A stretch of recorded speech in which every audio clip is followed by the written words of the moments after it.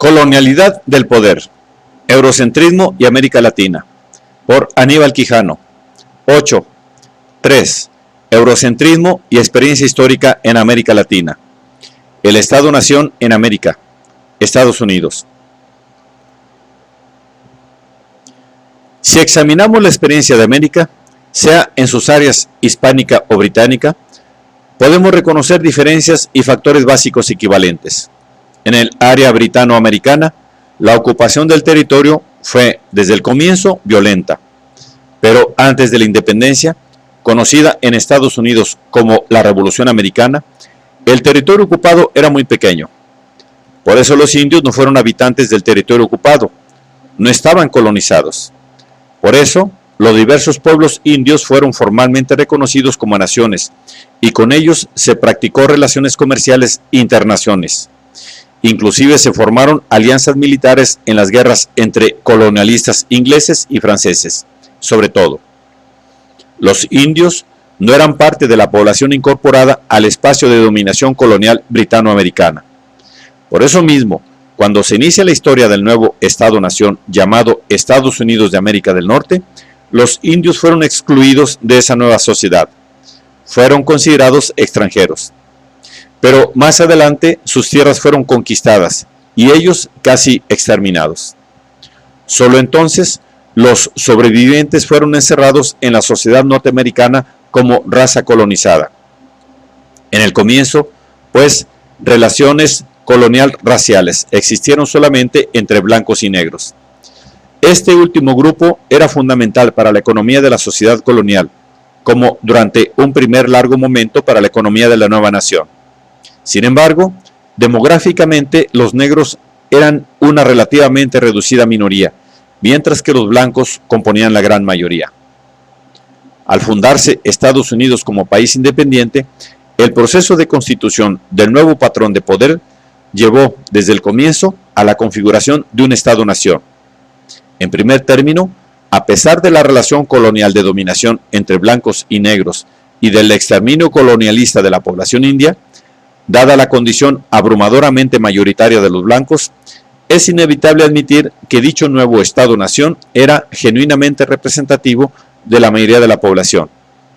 Esa blanquitud social de la sociedad norteamericana fue incluso más lejos con la inmigración de millones de europeos durante el siglo XIX. En segundo término, la conquista de los territorios indios resultó en la abundancia de la oferta de un recurso básico de producción, la tierra.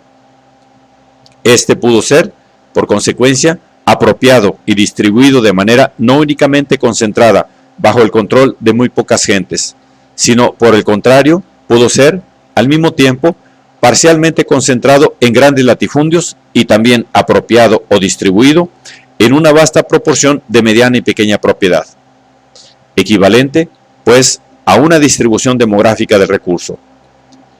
Eso fundó para los blancos una participación notablemente democrática en el control de la generación y la gestión de la autoridad pública.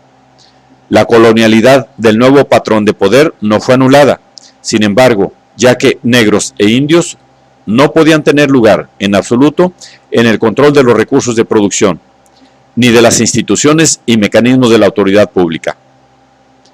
Hacia mediados del siglo XIX, Tocqueville observó que en Estados Unidos de América, gente de orígenes tan diversos cultural, étnica e incluso nacionalmente, eran incorporados todos en algo parecido a una máquina de reidentificación nacional. Rápidamente se convertían en ciudadanos estadounidenses y adquirían una nueva identidad nacional, incluso preservando por algún tiempo sus identidades originales.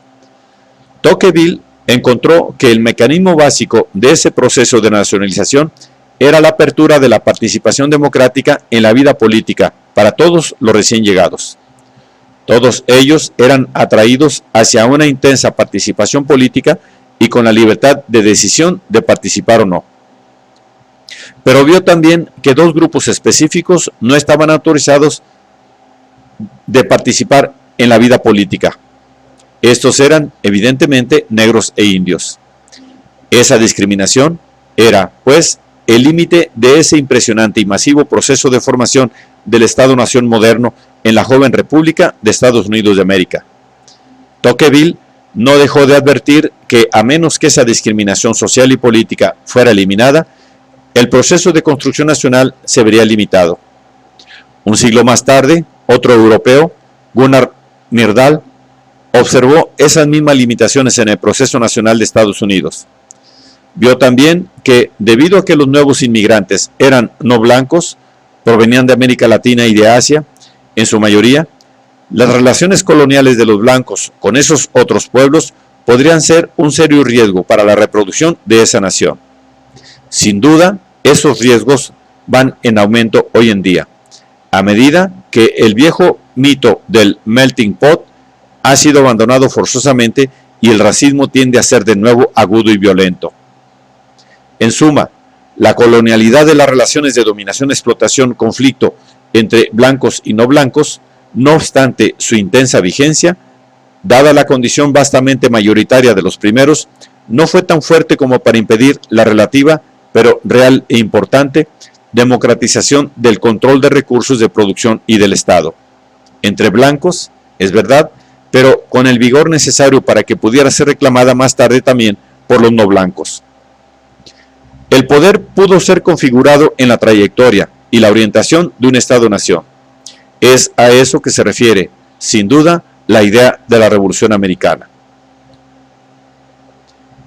América Latina, Cono Sur y mayoría blanca.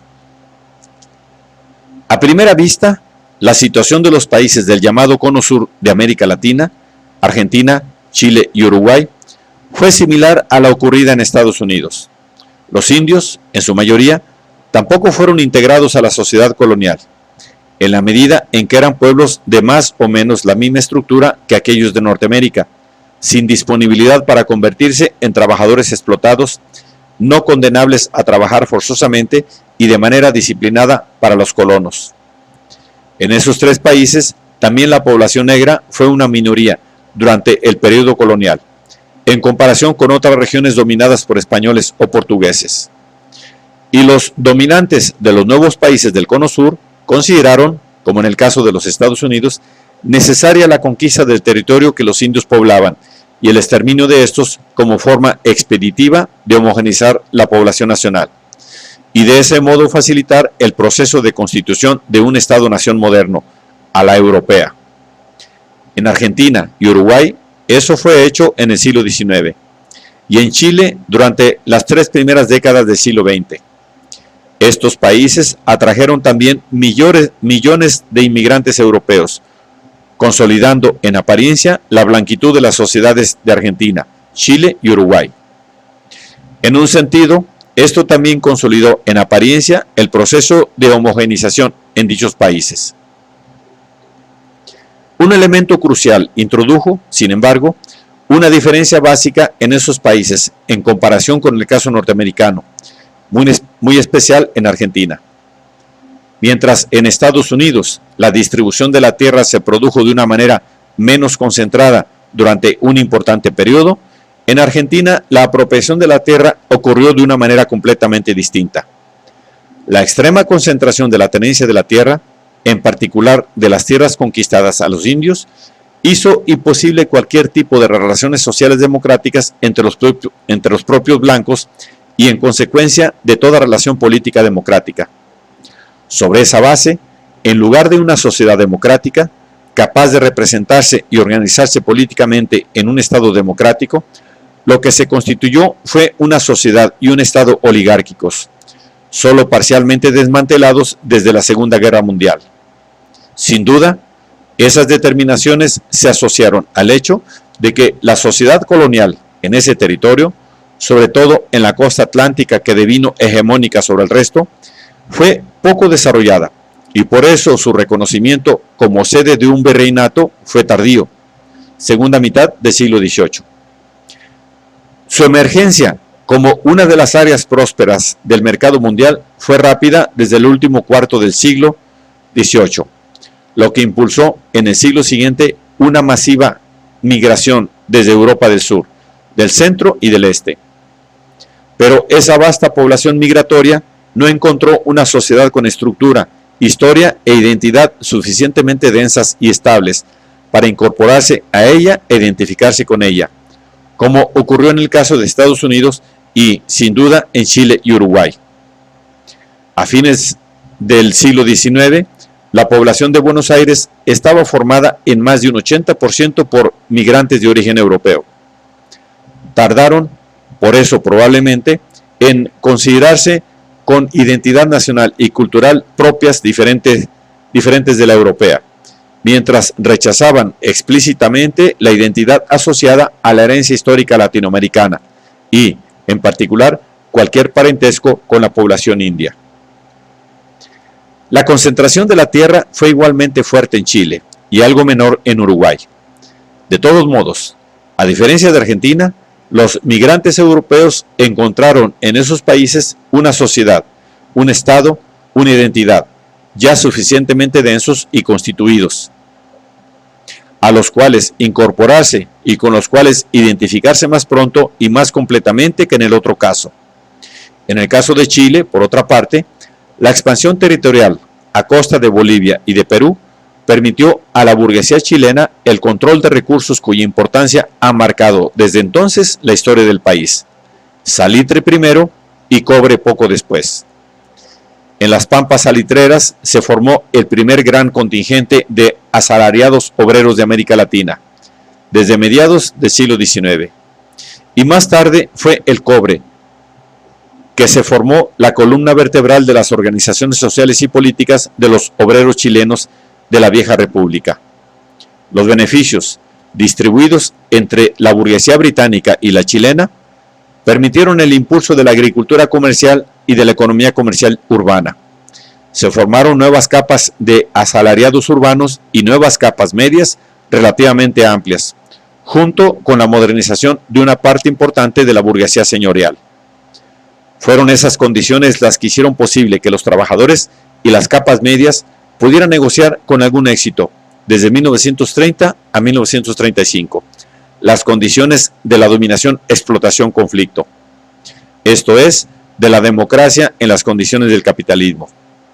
De ese modo, pudo ser establecido un poder configurado como Estado-nación de blancos. Por supuesto, los indios, exigua minoría de sobrevivientes, habitando las tierras más pobres e inhóspitas del país, fueron excluidos de ese Estado-nación. Hasta hace poco eran sociológicamente invisibles. Ahora no lo son tanto. Comienzan a movilizarse en defensa de esas mismas tierras que también arriesgan perder frente al capital global.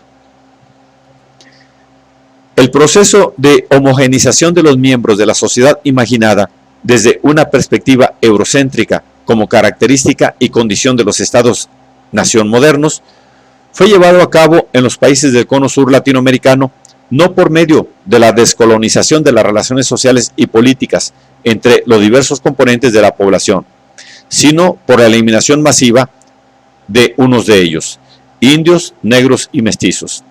Es decir, no por medio de la democratización fundamental de las relaciones sociales y políticas, sino por la exclusión de una parte de la población. Dadas esas condiciones originales, la democracia alcanzada y el Estado-nación constituido no podían ser afirmados y estables. La historia política de esos países, muy especial desde fines de los 60 hasta hoy, no podría ser explicada al margen de esas determinaciones.